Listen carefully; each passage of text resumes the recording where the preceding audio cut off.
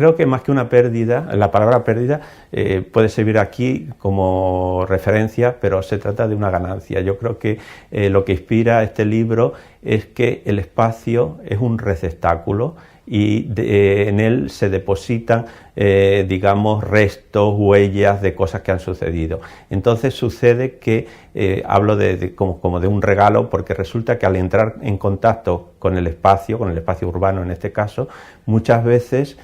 se perciben, digamos, restos de hechos, de personas, de presencias,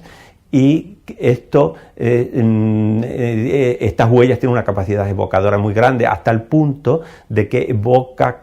una especie de memoria que es impersonal, esa memoria que está ahí depositada, porque resulta que uno de pronto se encuentra con que puede asumir recuerdos y contactos con personas que no sucedieron realmente, pero que esa especie de huella, ¿no?, da la ilusión de que precisamente de que uno ha vivido esos momentos y que ha conocido a esas personas. Entonces la palabra evocación es muy acertada, pero es una evocación que es más que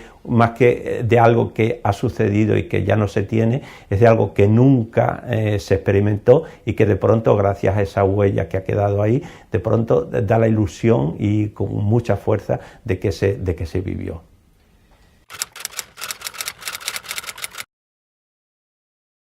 Esto es simplemente una cosa de pura casualidad. Yo quería hacer algo sobre París, pero era como en años pasados me he dedicado mucho a Walter Benjamin y traduje, aparte de escritos sueltos, 2 libros suyos, todos sus escritos sobre fotografía y su libro sobre el barroco. Entonces quería, porque como él vivió mucho en los años 30 y es una época tan atractiva en París, pues conseguí una beca. Y entonces empecé a hacer fotos y a ir por todos los lugares donde él había vivido. Pero después de un tiempo me di cuenta de que se podía hacer, pero que ya se me habían adelantado. Como es ahora una gran figura, ¿no?, de la cultura mundial, ya había habido fotógrafos de arquitectura y varios biógrafos que habían hecho este trabajo. Y por otra parte, después de haber hecho todos estos recorridos, me di cuenta de que tenía un tema, porque había 3 autores que en los mismos años coincidieron en París y además que se movieron por los mismos lugares y que muchas veces nos daban puntos de vista cruzados, ¿no?, porque ellos paseaban juntos, pero tenían sensibilidades distintas. Y entonces me encontré con, bueno, primero con Azorín, luego después con Baroja, pero luego después descubrí que había esos escritos maravillosos de Gutiérrez Solana, que no son tan conocidos, que son casi mejores que los de los otros. Y luego finalmente me encontré con esa novela de Gonzalo Torrente Ballester también, donde hay un doble suyo, y es que además es que es una pura casualidad, es que todos están moviéndose por los mismos lugares en los mismos años, ¿no? Entonces dije, bueno, pues esto, digamos, está todo muy conjuntado y tiene un libro, ¿no? Porque en vez de hacer un libro, digamos, misceláneo sobre distintos autores en París, esto realmente tiene una, por decirlo así, una unidad relativa y se presta mucho, digamos, a seguirle los pasos y ya, en fin, es un libro. La cita tiene que ver que precisamente las huellas de las que hablaba antes, esa especie como de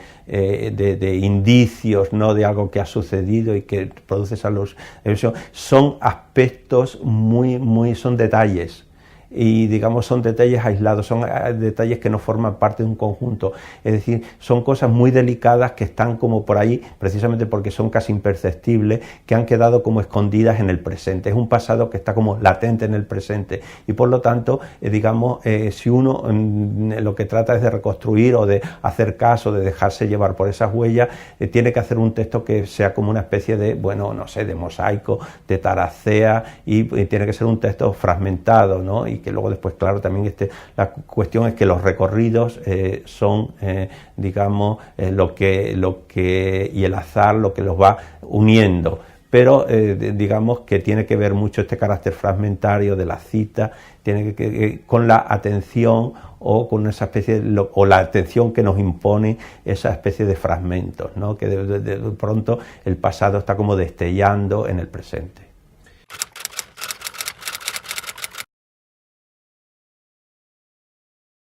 Yo creo que el caso de Benjamin no tan directamente, pero sí, realmente el libro suyo sobre los pasajes, digamos de esta manera, está basado en eso, ¿no? En descubrir, y muchas veces más que fijarse, es una cosa recíproca, se fija en detalles muy, muy delicados, pero al mismo tiempo es que esos detalles parece que le están llamando la atención, ¿no? Entonces, que su visión del paseante ocioso, ¿no? que está paseando y dejándose llevar para que la ciudad lo sorprenda, eso viene, bueno, es una noción muy general, pero tiene que ver mucho con Benjamin. Pero el caso de Modiano me impresionó muchísimo, no tanto lo que interesa a tanta gente de esa especie como de vocación del mundo de la ocupación, porque eso sucedió después, es que él habla con mucha naturalidad de París. Es que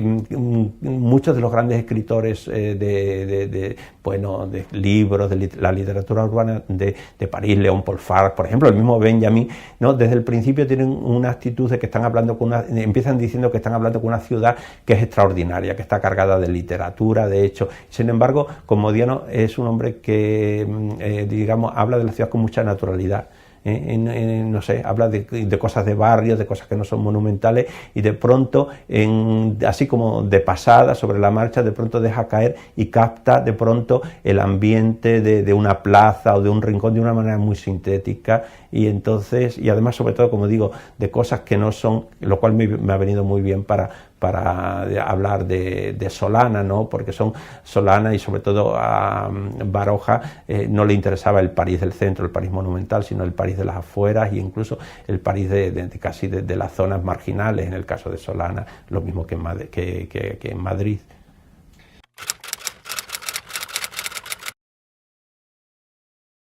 Sí, claro, porque, por ejemplo, el personaje que aparece en Susana de Baroja, o por ejemplo el personaje de Torrente Ballester, Javier Mariño, o también Azorín en los cuentos de Españoles en París, están en París, pero al mismo tiempo están pensando en la guerra civil que está sucediendo en aquel momento. Entonces las cosas que oyen, las cosas que leen, incluso como en el caso de Torrente Ballester, como los distintos periódicos, según sus orientaciones políticas, ¿no?, hablan de lo que está sucediendo en España. Mi labor de traductor es, bueno, al principio no me di cuenta de lo exigente que es ser traductor. Sucede que hace muchos años empecé a estudiar literatura comparada. De hecho,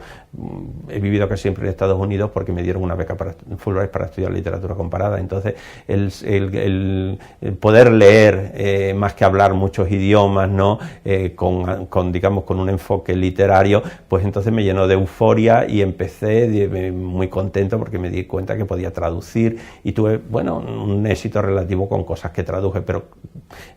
han sido siempre traducciones que dependían, bueno, como también con mucha gente, cuando le interesa a un autor, muchos poetas, porque por afinidad o porque lo toman como un maestro, lo traducen. Yo no escribo poesía, pero por ejemplo, no sé, me gusta mucho la poesía catalana, que tiene mucha riqueza, y descubrí este autor, que es un autor un poco con una obra muy escasa, pero de gran calidad, incluso que en Cataluña no está tan reconocido, y llegué a conocerlo en persona y me dediqué, entonces traduje los diarios, y finalmente me ofrecieron en esta colección de la Fundación Ortega Muñoz de Badajoz que hiciera una antología de poemas, porque ellos siempre quieren tener una colección de poemas que están basados en la naturaleza, y él, claro, es un autor muy de inspiración así de campestre. Entonces hice eso con mucho gusto, y bueno, Leopardi no lo he traducido, lo estoy estudiando y he dado unas conferencias sobre él, pero no lo he traducido. Pero bueno, quiero decir que siempre han sido cosas como Walter Benjamin, me ha interesado mucho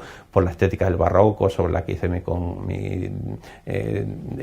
tesis doctoral, pues lo he hecho así. Pero me he dado cuenta de lo sacrificado y lo difícil que es ser traductor, y de momento creo que no voy a traducir más, porque es algo que exige muchísimo, y cuando uno tiene tiempo limitado, o sea que los proyectos los tengo que realizar en las vacaciones que tengo, que son bastante buenas, no me puedo quejar de la enseñanza, uno no puede hacer varias cosas. Entonces lo mío es hacer como esta especie como de ensayismo, tampoco hago literatura propiamente de creación, y lo de traducción no creo ya que vuelva a hacerlo, ¿no? Que no creo que traduzca más.